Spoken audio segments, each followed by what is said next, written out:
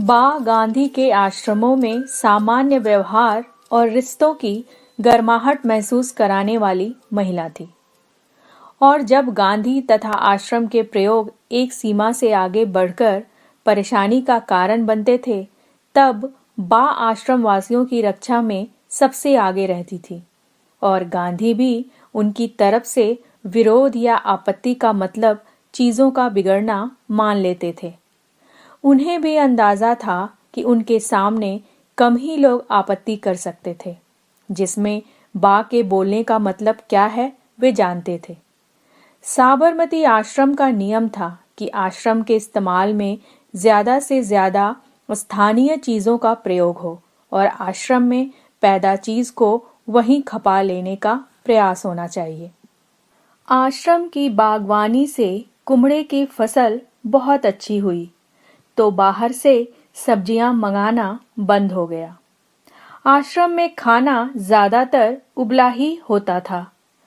रोज उबला कुम्हड़ा खा खाकर आश्रमवासी, खासकर महिलाएं, उब चुकी थी। बापू से शिकायत करने की हिम्मत किसी को नहीं हो रही थी। कुम्हड़ा वादी भी होता है, सो कुछ लोगों को स्वास्थ्य की शिकायत भी होने लगी।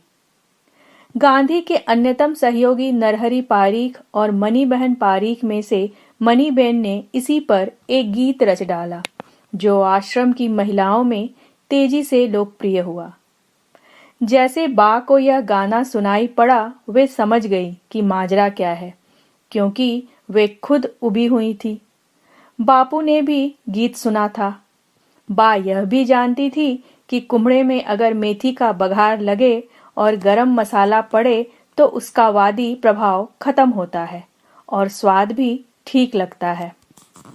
गीत सुनने के दूसरे दिन प्रार्थना के बाद बापू ने यह पूछा कि अपने आश्रम में कौन इतना अच्छा कवि पैदा हो गया है।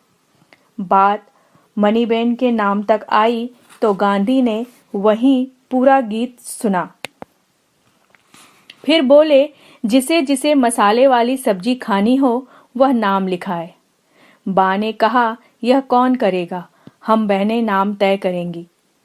तब बापू ने कहा कि बच्चों को तो उबली सब्जी पसंद है, उन्हें मसाले का चस्का ना लगाना। बा ने कहा कि आप बच्चों को अपने पास रखो, पर वे भी ज्यादा दिन आपकी बात मानने वाले नहीं हैं। फिर जब मसाले की सब्जी खाती बहनों को देखकर गांधी चुटकी लेते तो बा कहती थी, आप तो रहने ही दीजिए, आपको क्या क्या पसंद था और क्या क्या खाते थे मुझे कुछ नहीं पता है। नमस्कार, मैं नीलम झा। आज मैं लेखक अरविंद मोहन जी की किताब बा बापू लेकर आई हूँ। इसमें बा और बापू के 150 प्रसंग हैं। 217 पन्नों की इस किताब के पेपर बैक संस्करण का मूल्य है 245 रुपया। इसे प्रकाशित किया है नेशनल बुक ट्रस्ट इंडिया ने। अमेज़न पर यह छूट के साथ उपलब्ध है। इस किताब से जुड़ी और अधिक जानकारी आपको www.booktube.in पर प्राप्त हो जाएगी। आइए बा से जुड़ी एक और अंश सुनते हैं। बा और बापू ने जीवन शुरू किया तो उनके सुर ताल में काफी अंतर था। खुद गांधी ने अपनी आत्मकथा में लिखा है कि बा बहुत हठीली थी। मैं दबाव डालता तो भी वह अपना ही चाहा करती थी। इससे हमारे बीच थोड़े या लंबे समय तक करवाहट बनी रहती थी। यह क्रम कम दिन नहीं चला, लेकिन जैसे जैसे मेरा समाज सेवा का जीवन आगे बढ़ता गया, वैसे वैसे बा का मुझमें समाने का गुण निखरता गया और गहरे विचार के साथ वह मुझमें और मेरे काम में समाती गई।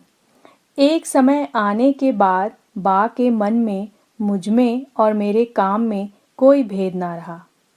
बापू समय समय पर इसकी परीक्षा और सार्वजनिक प्रदर्शन भी करते थे।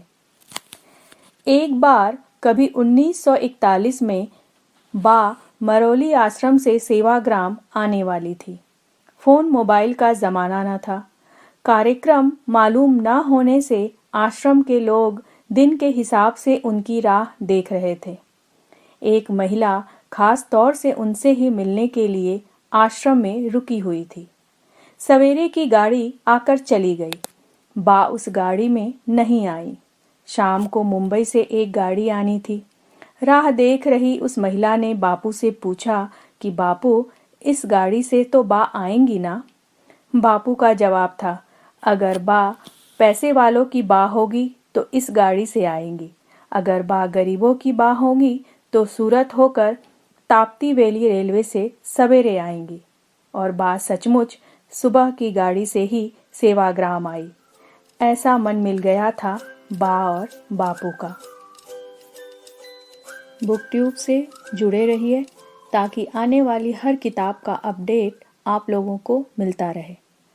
हमारा प्रयास अगर आपको पसंद आए तो उसे लाइक और सब्सक्राइब करना ना भूलें। हम फिर आएंगे एक नई किताब के साथ। तब तक के लिए हमें सुनते रहें और पढ़ते रहें।